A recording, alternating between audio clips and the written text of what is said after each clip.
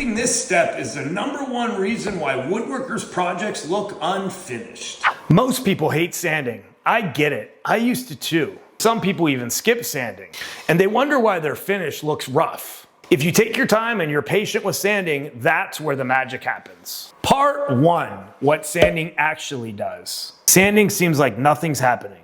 No cuts, no joints, no drama. But skipping or rushing through it, that's how a great build ends up looking half finished. The trick is knowing what you're doing and why at each grit stage. Each grit is a different tool. 80 grit is a demolition.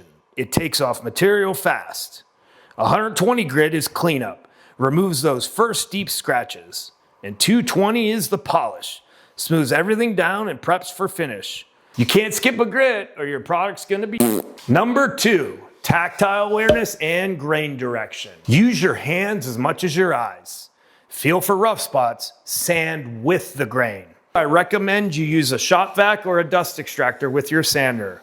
Not only is it good for your health, but it also protects your project.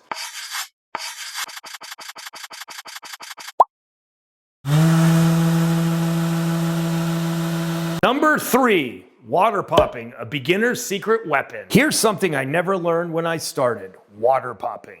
You spray down the wood, after your final sanding, let it dry. The grain raises up and you knock it back down with 220 grit. Why? Because raised grain loves to ruin your finish later. This step makes your stain pop and your finish smoother. Sanding is the only step where you're not shaping the wood.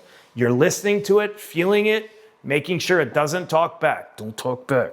Part 4, tools and techniques. For flat panels, I use random orbit sanders. For curves and edges, I use sanding blocks and sanding sponges. For detail work, I use sanding sticks. Make sure before you sand, you mark your board with a pencil, sand off your lines, and remark it before the next grit.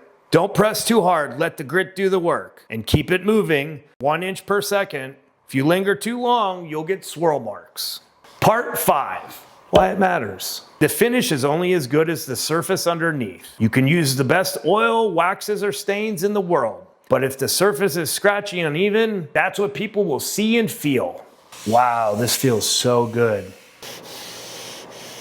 Sanding, like many things in woodworking, teaches you patience. It's quiet, repetitive, and certainly humbling. And maybe that's why I've grown to love it. I hope you've learned something today that will help you love sanding just a little bit more. What is your favorite part of sanding?